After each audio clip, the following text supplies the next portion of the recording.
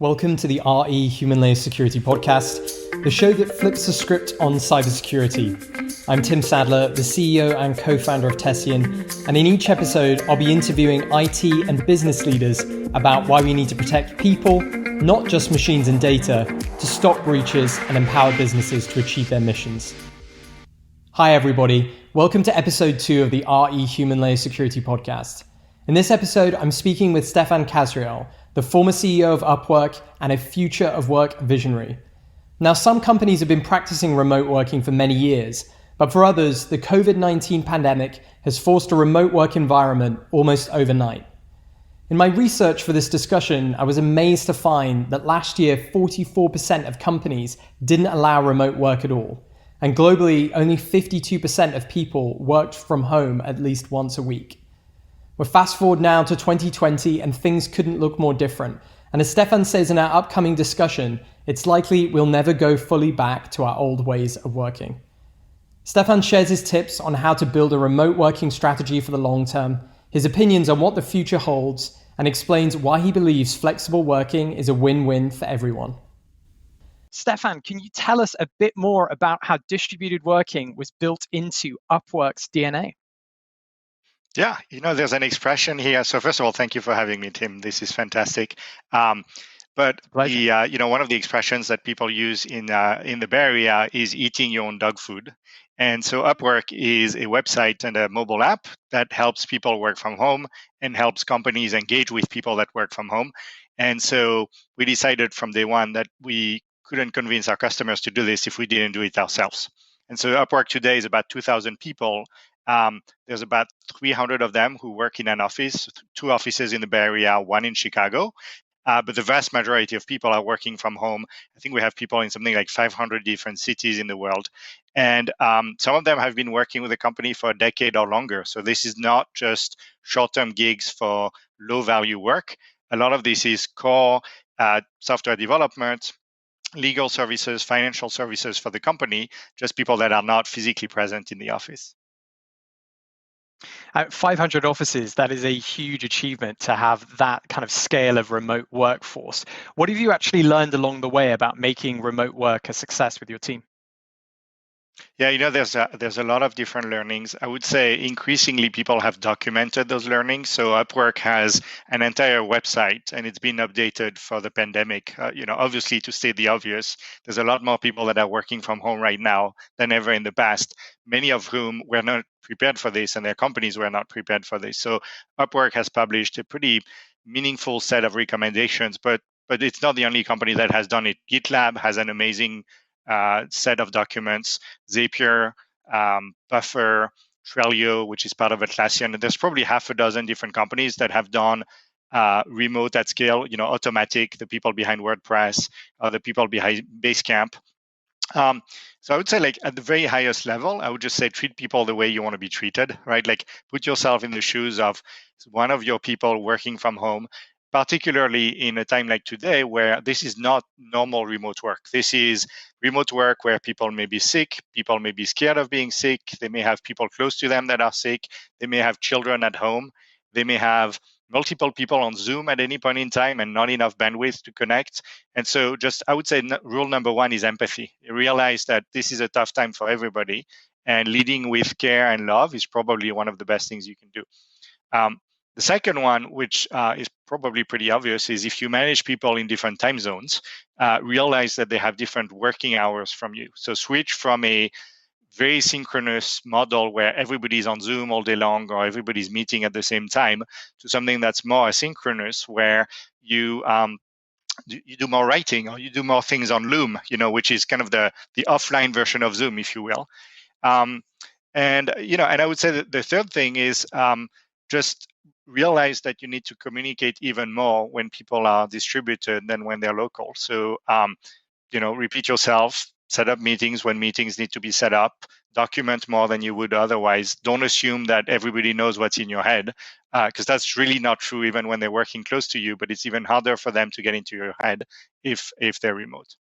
And there's a long list beyond that, but I would say those are like the high level ones.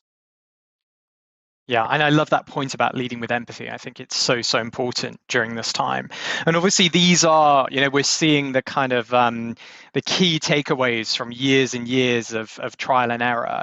What have been some of the lessons learned along the way? And you've outlined some really important practices here for companies who are just getting to grips with this new normal. But it'd be really interesting to understand, what hasn't worked out in the way that you thought it might have, and what approach would you encourage companies to take so that they can have a continual cycle of learning with how they're improving their remote work initiative? Yeah, and I think like that's the key, right? Is a continuous cycle of learning, like get feedback on what's working and not, document the best practices, share them through the organization, especially if you're a bigger company. There might be part of your organization that's doing it really well and other parts of their organization not so much. And sharing best practices is absolutely essential.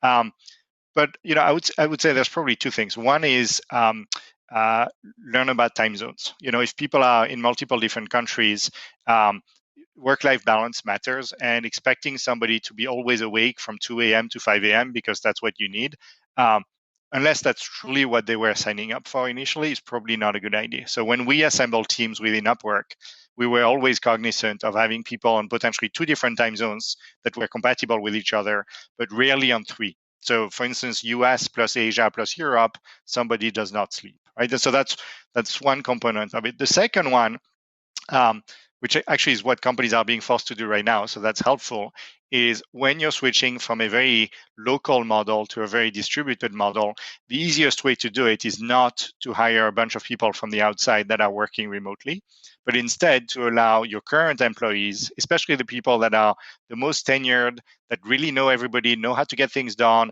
When they give you feedback, you're going to listen to the feedback, let them work remotely. And by the way, that doesn't just mean working from home in San Francisco. That means if they choose to relocate to another part of the country, let them do that. In fact, encourage them to do it. We at Upwork, we have a relocation package. We actually call it the delocation package, which is if you're based in San Francisco and you want to move to another part of the country, we'll actually pay for your moving expenses. And the idea there is it's hard enough if you're not a remote first company, it's hard enough for your existing employees to work remotely. It's even harder for new people to come in and work remotely.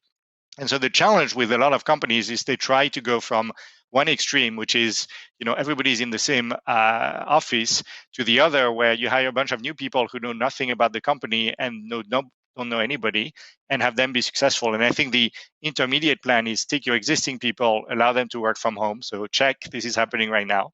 Step two is allow your existing people to relocate to another part of the country if they choose to. And then step three, start to open up hiring, probably first in places where you have local employees already, because you're going to have that, face-to-face connection from time to time, which is really helpful to build a sense of community. And this leads me on nicely, I think, that the delocation pack, I like that terminology. And there are a lot of people who are, I think, rethinking where they have to be based in terms of, their location to actually now work for the companies they do. You describe flexible working as a win-win scenario, I guess, for employees and also for the employer. Could you maybe unpack that a little bit and just share a bit more of your thinking around that with us? Yeah, and I would say there's even a third component, which is society as a whole, right? So why is it a good thing for employers? Well, the main downside, which is the myth, is people are going to be working less. It's bad for your culture. You're going to have retention issues, all that stuff. None of which is true, right? In companies that are good at measuring worker productivity, and most of them are not, there is no data that shows that worker productivity goes down when people are working remotely. In fact, there's tons of data that shows the opposite. The idea that it's bad for retention, like employee loyalty, I can give you the example of Upwork. The people that work remotely stay at the company at least twice as long as the people that are based in San Francisco. And it's pretty obvious why. If you're based in San Francisco, you've got all the other tech companies that are trying to poach you all the time. When you live in the middle of Sacramento or Stockton or Modesto or even outside of California, there's a lot less competition for talent, right? So good for companies. Employee retention obviously cost, like the cost of living in San Francisco is so high that you can find equally talented talent for significantly less money elsewhere, right? So that's the company point. And I would say more than cost savings, for the most part, it's about attraction of talent and retention of the talent. On the employee side, like I think we've done many surveys over the years at Upwork, and most people would prefer to have more flexibility in their life and to be able to potentially relocate to another part of the country. The San Jose Mercury News does a study every year, and they just updated it and went up again. But last year, more than 50% of the tech employees who live in the Bay Area said that they would choose to leave the Bay Area if they could keep the same job and the same pay, right? And so there's a meaningful number of people who live in places like New York and London and San Francisco and Shanghai, not because they really enjoy the lifestyle or the cost of living, but because that's where the jobs are, right? So that's how it helps people. But secondly, it also helps people that are excluded from the current workforce to participate in the workforce. So one of the studies that Upwork does every year called Freelancing in America, we ask freelancers, would you ever choose to work for a regular employer? And 50% of freelancers say no. And when you ask them why, usually the answers are care duties, a physical or mental disability that makes it hard for them to contribute to a regular office environment, or living in a part of the country where there's no job. So you're really allowing lots and lots of people who otherwise can't get access to great jobs like yours to have access to them. And then the third piece is society as a whole. So one thing that's pretty well documented by economists is if you have a highly paid worker move to a part of the country that is economically challenged, it creates on average an extra 4 jobs. And it's pretty obvious why, right? You put a highly paid software developer in the middle of the country, and they're going to start to consume goods and services, which further creates more jobs and restarts the new economy, as opposed to today. I mean, if you look at the situation here in San Francisco today, almost all of the people whose jobs truly require them to be in San Francisco can't afford to live anywhere nearby. And meanwhile, the people whose jobs can be done from anywhere all live in San Francisco. So it's kind of the opposite of where it needs to be. And I think this distributed work approach can really be a win-win-win for society, for the workers, and for the employers as well. Yeah. There's some fascinating stats there as well. I'd seen a few of those recently. It does, it seems obvious when you say it that there are so many other benefits that come from this kind of setup. And I guess though, from the company's perspective, it's really important that you're empowering your workforce and your employees to be successful in this environment. And there are certain things when you're running a company that you still have to get right, whether you're a remote work environment or whether you are in physical offices around the world.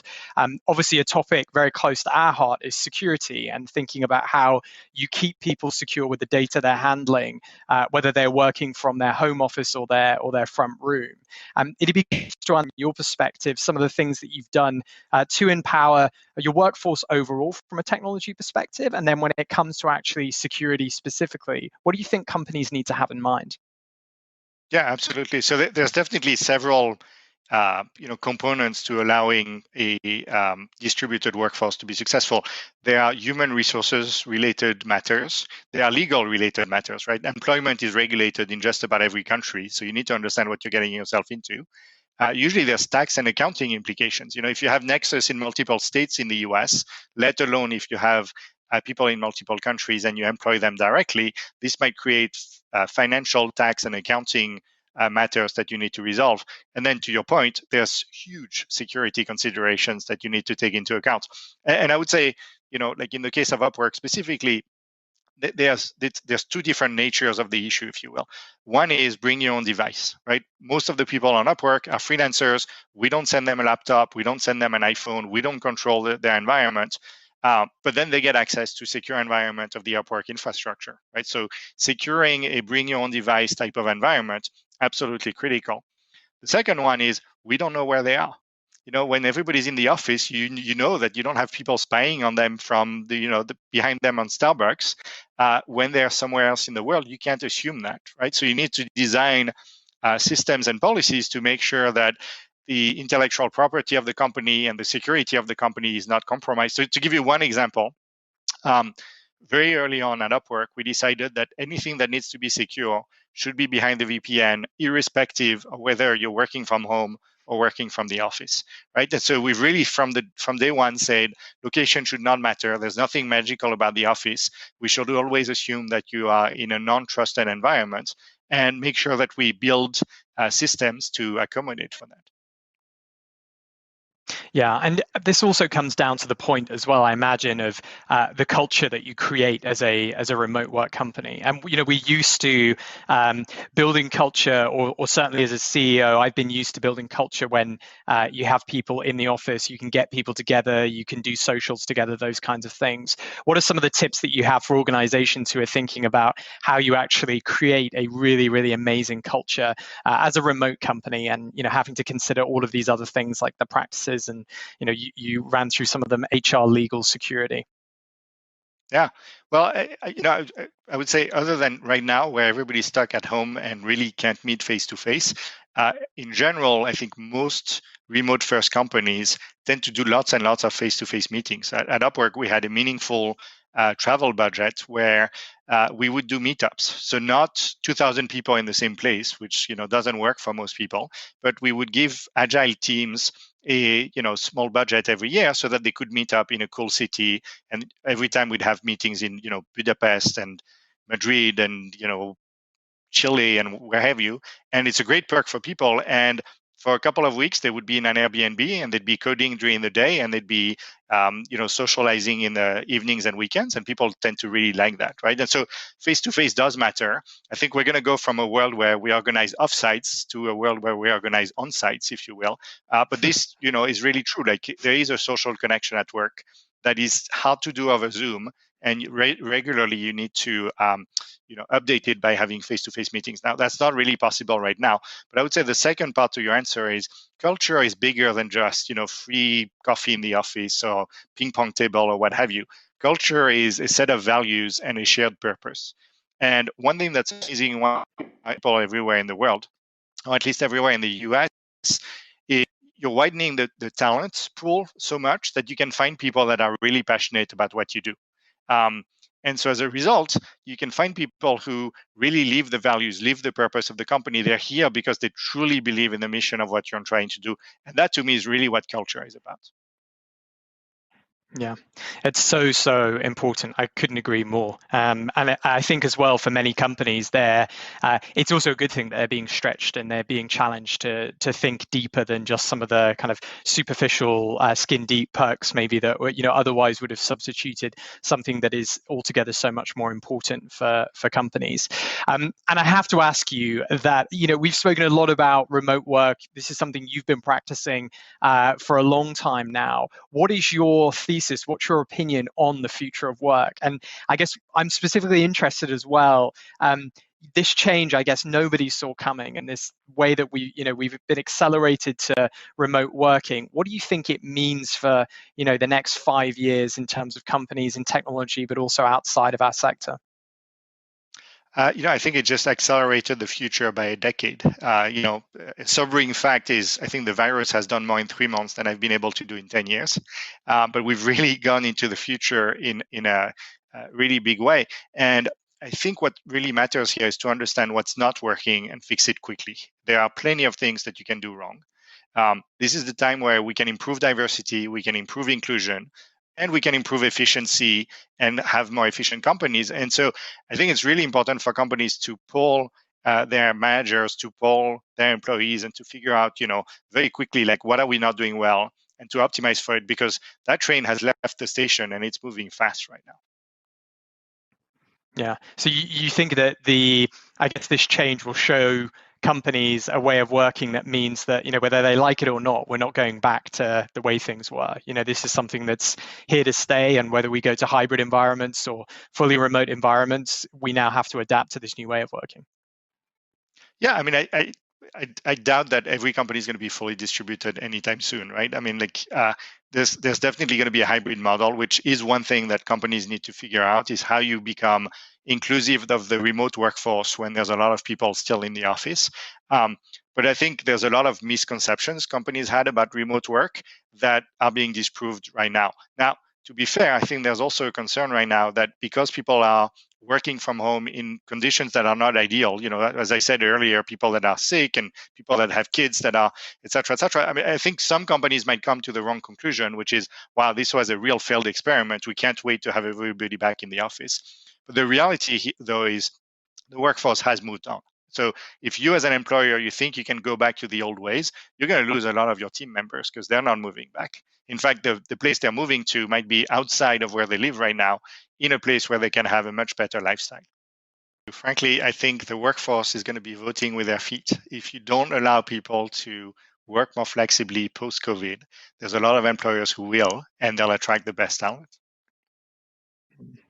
That's a really interesting way of looking at it, which actually it's the overall market for employment, and flexibility, as you say, as soon as it's there with one set of employers, it's going to become something that people prioritize.